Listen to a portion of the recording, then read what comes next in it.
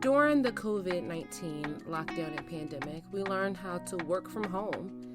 And that is in quotation marks because there were a lot of us that were not home.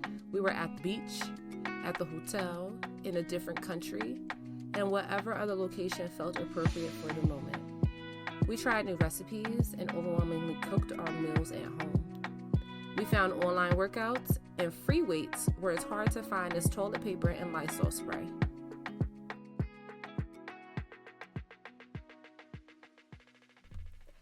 Hey, wellness warriors, and welcome back to Wellness Can Wait. I'm your host, Dr. Chantal Barr, and today we're diving into the first and pivotal key component of wellness, and that is, you guessed it correctly, physical wellness. Now, when typically considering physical wellness, you might think of nutrition, exercise, and adequate sleep. Well, today we will go well beyond those basic factors and work toward creating a holistic or whole body lifestyle centered in honoring your divine body. From both a Western and Eastern perspective, and deeply rooted in the belief that your body is not an apology, and the sooner we learn to honor our bodies, the better the rest of our lives will follow. The cumulative effect of caring for yourself in this way is really quite powerful.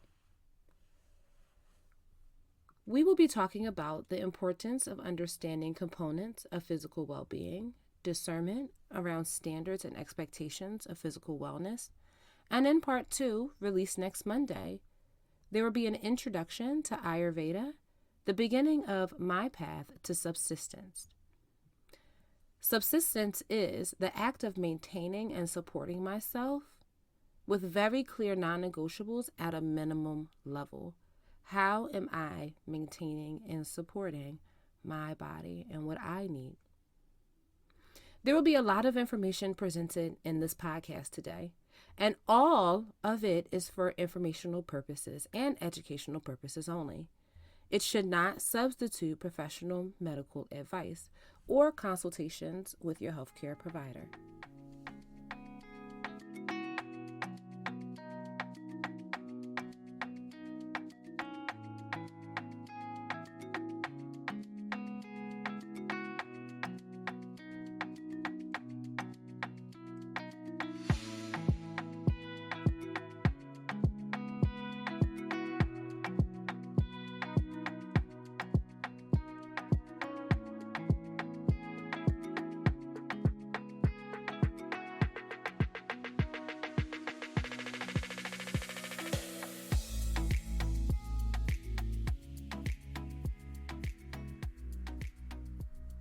There is a breadth and depth of content today.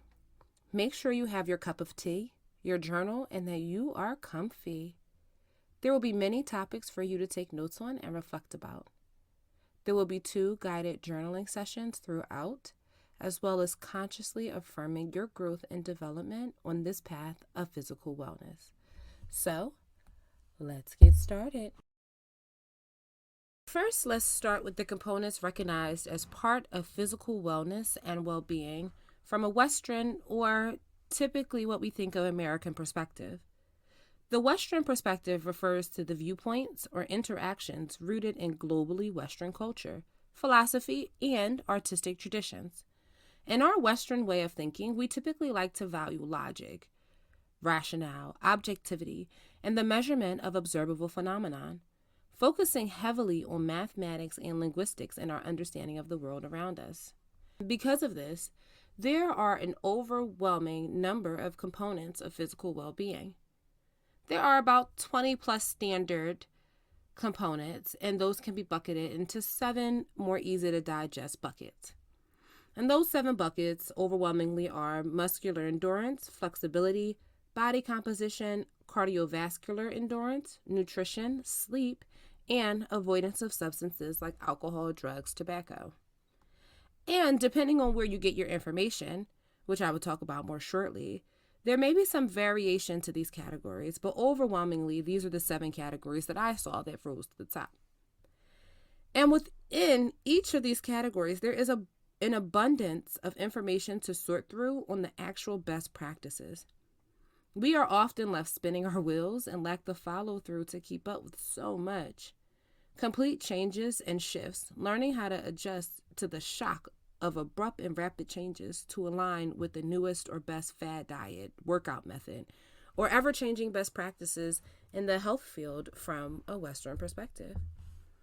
And I'll start also by saying if wellness was so easy, we would all be well.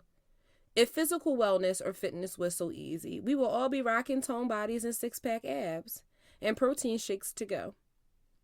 But we are not.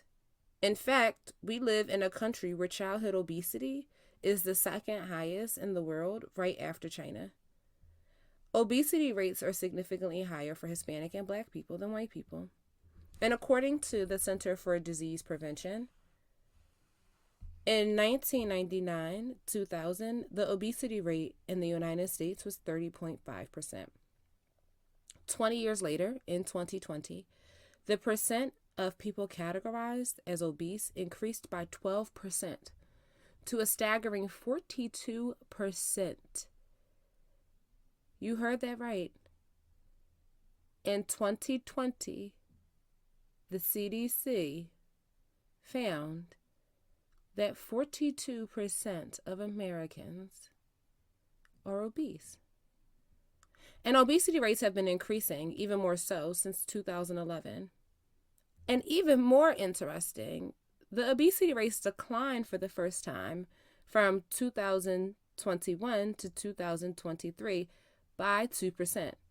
And although this was a minimal decrease, it is very interesting once you consider the impact COVID-19 had on the trajectory of obesity in the United States.